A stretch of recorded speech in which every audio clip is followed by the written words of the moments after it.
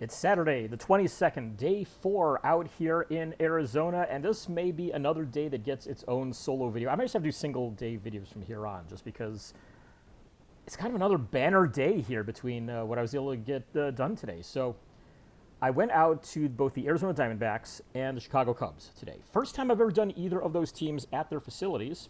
Last year I did the Diamondbacks at 2 games, 2 road games for them. One was at the A's, one was at the Guardians, and did okay. Got a few guys here and there, but last year I tried the Cubs 3 different days in a row trying to get them on arrivals, and nobody signed on any of those. So, yeah. First time really having a chance at these 2 teams. So I figured out, all right, I'm going to start the day going off to Arizona, because originally I thought was, okay, well, I'm going to do Colorado, but then I realized tomorrow Colorado has a split squad.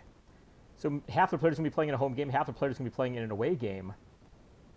I might have some decent chances at getting all of them before the bus leaves, taking them out to the away game, and get those guys first, then get the guys that are playing the home game. So maybe get some home guys as they're leaving. I don't know. We'll figure that out later on. But actually, I won't. Because I'm going down and doing the Giants after. So, anyways, I figured no, I'm going to do the Rockies tomorrow. Let's do the D-backs today. So, D-backs had a home game, and figured, yeah, let's go ahead and try them out. So, drove out there, and as I was leaving, I realized, oh crap. If I'm going to be doing the Cubs later, I've got a couple guys I need to pull out from the Heritage set there. And I might as well take a look on MLB trade rumors and see, if anybody's been picked up, moved around that I've missed out on so far. Found a few guys that unfortunately I've got cards of them at home because I didn't bring them out here. But, found that Mike Clevenger signed with the White Sox again, so I was able to pull him and have him ready if I can go for them one more time. I had to pull my Justin Turner card, and there's one other one. It was one of the Rangers relievers. I can't even remember who it was now, but it's, Adrian Hauser. I forgot that he had a Heritage card, so I had to go ahead and get him out too. So, yeah, came back, did all that, and so listen to that voice in your head when it tells you, hey, go and do this, because a lot of times it's right, as you're going to see a little bit later on. So, anyways, I was able to drive out there and got there just a little bit after gates open, maybe a couple minutes or so. Nothing, not a major delay or anything there, but waiting around inside, looking around, trying to see. A couple guys are coming in and taking cuts in the cages and throwing in the pitchers' areas there. But first one out, I was able to get Owen Dew on one of the customs there. He was signing. Figured I might as well go ahead and get him, so got that done. And after that, that's when the players finally started coming out. So got Tommy Henry first off. He's one of their pitchers. Got him. Dropped one there. I had 2 cards of him. He signed both of those with no problem. Rookie cards from the 2023 sets. Not long after that, Blake Walston came through, also willing to sign 2 cards.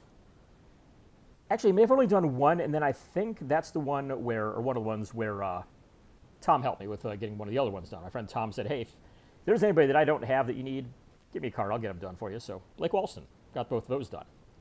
Zach Gallen was the big one that I was hoping for, so he came over and signed, and signing 1 per, and he gets down to the last few, and he says, I just got time for 2 more here, guys. I'm like, Zach, would you mind making sure that I'm one of them here? I had to hunt around forever to find this card. He's like, no problem, I got you, man, no problem. So he did indeed sign my set card. That is one of the short prints out of the Series 1, 484. There, of course, cards 401 to 500 are short prints, and had to hunt around to be able to come up with this one, and finally did, and got Zach to sign it, so very happy to get that one done. So we're waiting by one of the practice fields, and Ronnie Gajownik comes over. She was I believe she was bench coach in Amarillo last year, and I think is now the hitting coach of the rookie level team for the D-backs. And I asked, hey, would you mind signing a couple of cards? She said, yeah, as soon as I get back, she had to drive one of the other coaches, I think it was Dave McKay, actually, that was with her, and she'd drive him over, and then she said, yeah, when I get back, I'll definitely sign for you. And she came over, signed both, and so very happy to get her in there. And Aubrey, if you're watching this is one of those going to you here, since I picked up one of the sets, and I showed my friend Aubrey. I said, hey, yeah, would you want a copy of the set? She's like, yeah, definitely. And so there you go. Got both those signed. One for me, one's going to Aubrey, so there you go. Let's see here. I was able to get a couple more of the Sweet Spot Customs signed, as Connor Kaiser was over and signing, and most of us didn't know who he was, and nobody had anything for him because, I didn't even have my roster sheet because I don't have a card of him at all. So pulled this out, looked him up, and there you go, Connor Kaiser on a Sweet Spot. After that, Jordan Montgomery got done doing a bullpen session, and as he was walking through, he comes over, and kind of funny story, unfortunately funny in the not greatest way, but Tom was the one who spotted Montgomery and said, hey, yeah, Jordan, you mind coming over to signing? And Montgomery comes over, signs this card for me, signs for almost everybody, says, hey, I got to go, guys. And Tom, the one who recognized him and called him over, he didn't sign for him. So it's like, oh, dude, I've been there, unfortunately, before. So, yeah.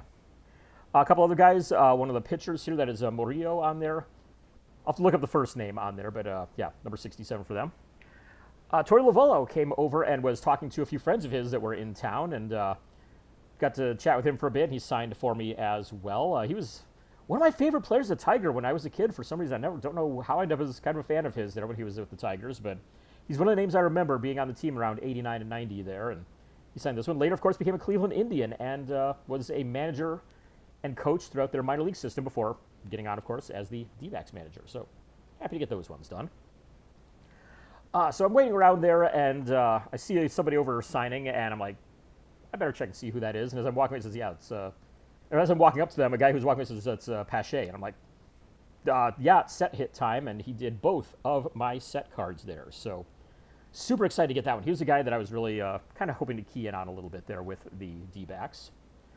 So I went back over to where I had just gotten Lovullo, and we were sitting there watching batting practice, and Tom Candiotti walks out.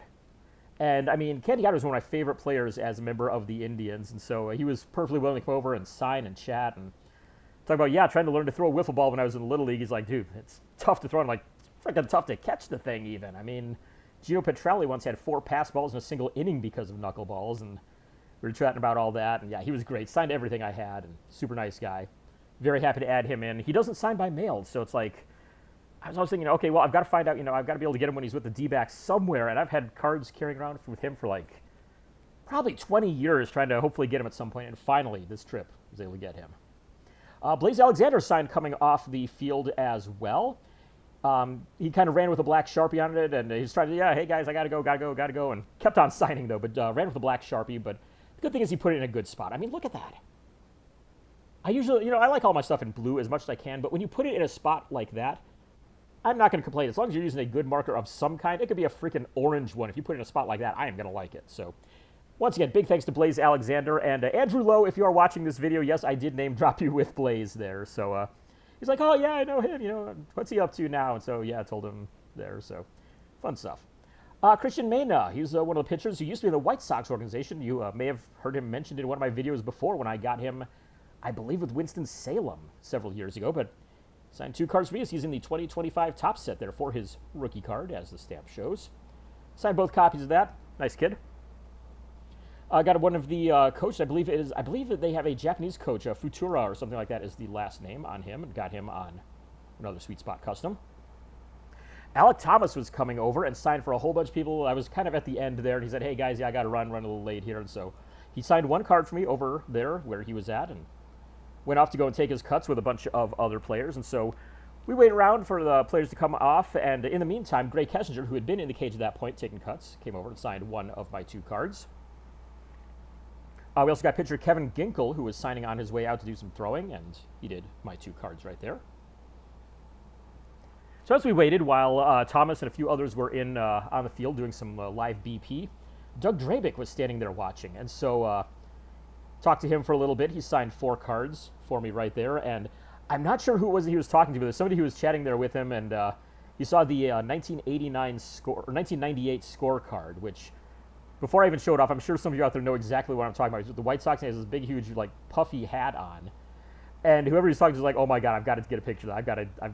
Please let me take a picture." I'm like, "Go for it, dude." So takes a picture of it and sent it to somebody there, but I think it was Tom asked, he said, hey, do you still have the hat? And Doug said, yeah, it's hanging in my office right now. And there it is. That is just, it's one of my favorite photos on a card. So there you go. Very happy to get that one signed. Gino Groover was sitting around talking to a few fans, and I'm like, yeah, we'll go ahead and throw him on a card. So I got a Sweet Spot custom of him. I have not found any unsigned cards of his. I think he had some like autographs in Bowman or something like that, and he may have some Leaf stuff, maybe, Perfect Game or something like that. I don't know, but I couldn't find anything, and so I'm like, yeah, we'll go ahead and put him on that one. So great signature out of the kid, too. So once Alec Thomas got done, he came over to sign a few more, true to his word, signing the couple of, I think it was, 3 more here that he did. So very happy to add those in, including a set upgrade. I had this one already from a purchase or trade or something like that. Going for myself now, though, so very happy to have that one. hopefully you're seeing a lot of set hits in here. I've gotten quite a few done here on this day. So Randall Grichuk came over not long after that, signed the one that I put on him, another set hit right there. We also got Christian Cerda, who came out and signed on his way out from the cages. He was part of that group there with Grichuk and Thomas and a couple others. Very happy to add that one in as well. Josh Naylor was part of that group. I ran down to where he was exiting, and unfortunately he took the furthest exit away from anybody and didn't sign, obviously, because he's Josh Naylor. So, yeah. After Cerda came through, we got Rene Pinto on a pair of cards. He was out there with those guys as well. And let's see, this last, no, I've got two more here.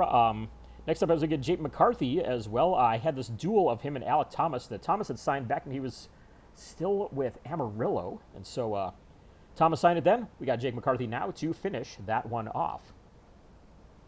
Last one, I was able to get another set upgrade here. This was Gabriel Moreno.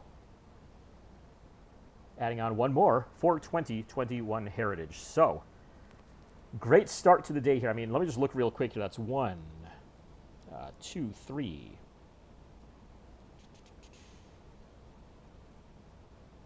A little bit of a gap. Still 3, 4, 5, 6. 7 set hits or upgrades just from the Diamondbacks alone. Great, great start to the day. So anything I got from that point going on over to the Cubs was just going to be a bit of a bonus at this point, because I figured out beforehand if I average 33 a day, that I'm going to hit 500 for the trip with no problem. So I've been well above 33 each day so far if you've been watching these videos. So yeah, I'm well on my way to this stuff. So anything I got from the Cubs was just a bonus, and I couldn't have timed this much better. Unfortunately, I did have to pay to park. I wasn't going to the game at all. There's a home game, and God, their parking it's $20 if you want to be close. It's $12 if you don't mind hiking a bit. And I was just wanting to take whatever I could get my freaking car into. So please take my $12. I'll just park wherever the hell I can. So finally, I got down to the field after having to walk pretty much the entire way. Almost, I think it was halfway around the stadium and then some on each side. But as I got there, remember what I said earlier about listening to that voice in your head? Justin Turner was the first one out. He stopped inside for all of us. And had I not stopped to get that out of my binder, I would not have gotten another set hit done. So, yeah. When that voice says, hey, you might want to do this, listen to it and do what it says, because then you get set cards. Along with him walking out was Matt Boyd. He signed 1 per. I already had him for the Heritage set, and I could have gone for the upgrade, but I'm like, nah, we'll just let him sign whatever he wants to, and went for that. So, got that one done. Vidal Brujan came out along with one of the pitchers, Santos, I believe, and I forgot that I had cards of Santos, so I could have gotten that one signed, but Brujan at least was very willing to sign, doing 3 cards for me with no problem. There's the rookie card there. That's one that I had already gotten on my set card for 21 Heritage Minors back when I saw him in Worcester, I believe it was, while he was playing for Durham. So got him on a few cards there. Very happy to get that. Cade Horton, one of the top pitching prospects, signed a card for me as well, one of 2 that I had there. Colin Ray came out next. There was actually few guys all came out at once. It was Ray, though, was one of them. I think it was Ray, and then it was Horton, if I remember right. And there was another one in between. I think it was Jordan Wicks was the middle one. Missed out on Wicks, but Ray signed all 4 cards I had of him, including this nice example right here from the 2024 Topps set. Is that regular? No, the Topps Update set. So, got a few there from him. And then, not long after that, Keegan Thompson came out. Had 3 copies of the 21 Heritage card down. He signed 1. That's going right into the set. I think it's an addition. It might be an upgrade. I'm not certain. It's one or the other, though. Moving on through here, we got Ben Brown signed the only card I had of him. Unfortunately, put in kind of a dark spot there, but if I get the light tilted there, you can't really see it. Okay. Yeah, he signed, there we go. You can see it off to the side there. They signed it, but happy to get that one in as well. Phil Bickford was walking along with him, and I've had these 4 cards of Bickford since maybe 2018. I think I was supposed to see him on a road trip at that point, and didn't see him in 2022 either, so I've had them sitting there for a while, but he signed all 4 cards that I had of him. Moving on after him, Carson Kelly came out, kind of in a little bit of a hurry, but made sure to sign 1 for each of us, including this Team USA card. He's another one where I had the 21 Heritage, and I figured, you know what, let him sign what he wants, let him pick out what he wants to go for, and so went for the USA Baseball. Matt Shaw came through not long after that, signing 1 out of the 4 cards that I had of him. Let's see, after Shaw, we saw broadcaster Ron Coomer signing the loan card that I had of him. Then after that, that's when everything kind of exploded. We had earlier seen Ben Zobrist doing a thing with, I think it was with whatever Sloan does, it's the Sloan Park or Sloan Stadium is the name of the Cubs park down here. But he was doing something with Sloan out in their parking lot, this kind of private party, private tailgate thing, and we were waiting, hoping he would sign. When he came out, they're like, no, he's not signing right now, guys. I got so he goes in the stadium, does some stuff there. And on his way out, he finally comes over and says, yep, one for everybody. Go ahead. I'll just keep it to one, and I'll do it. But I had one of the sweet spot cards, and I said, look, I'm a longtime Cleveland fan. You helped ruin 2016 for me.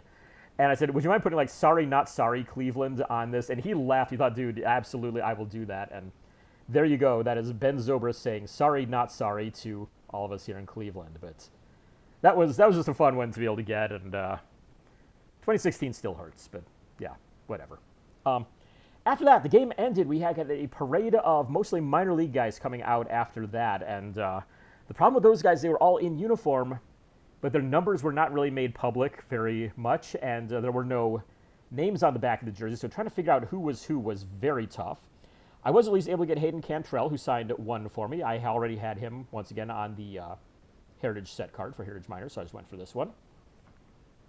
I was also able to get Gage Workman. Workman signing only one per as well, but got him on that, where, once again, I have him on the Heritage, so I was like these ones, the 91 style cards they put in. It's 21 pro debut, so I was like those, kind of a backup project, I guess, to some degree, just kind of get him signed whenever I can. Coach Quentin Berry came through, signed one of the two cards that I had of him. It's 2023, or 2013, 2013 Topps Heritage. I always know the original design and the actual set are, or the current set, the Heritage set, are off by a year. I always forget which direction it's in. So we waited around. Nobody else came through the path there, so we went over toward the entrance to the Cubs facility there to see if we could get somebody exiting. And time just right, because Jim Deshaies came over and signed for all of us after he got done with his broadcast. And so another set hit / upgrade right there on the 1990 Diamond Kings card. Very nice guy, signed everything we all had, so super happy to add him in. And the last one we were able to get was Taylor McGregor, who does some of their broadcast work. She's kind of sideline / dugout reporter, and I think they said maybe doing some pregame stuff now as well, or at least more, kind of an expanded role on the broadcast there, but got her on a sweet spot custom there as well. So, 80 autographs total, back-to-back days, surpassing the, I don't even know what to call it. It's not the century mark. I don't know what 80 exactly would be, but 2 days in a row passing the mark of the of 80 autographs. So 267 so far for the trip. So I'm well past the 50% mark there for my goal of 500. And yeah, I'm going to go see the Rockies tomorrow. I'm going to go see the Giants tomorrow. See what I can do with all these guys, and yeah, we'll go from there. Once again, thanks for tuning in. TTMcast.com. Check us out, the TTMcast podcast, which I host along with Aaron Littleton. We talk about all things autographs. Not doing a show this week, and probably not next week either. Might do a quick update at some point here on spring training, but that's where we're at so far. Yeah, go and tune into that. At the very least, we'll be back with a couple new episodes in March. Might be going to a monthly format here soon, so yeah, listen there, subscribe, whatever you want to do. Check out my website, dfwgrapher.com. Has a list of everything that I have in my collection, inventory for trade, everything that I collect in terms of sets. I have not done an update on any of those things since I got here. I'm going to do a big update once I get home, though, for certain. And, of course, go check out Sports Collectors Daily. SportsCollectorsDaily.com. They have all of the things that you might want to see in hobby news. I mean, they cover a little bit of everything. A lot of great stuff going on there. SportsCollectorsDaily.com. And with that, see you next time. Hopefully after, might be after day 5 if it's as big of a day as these last couple have been.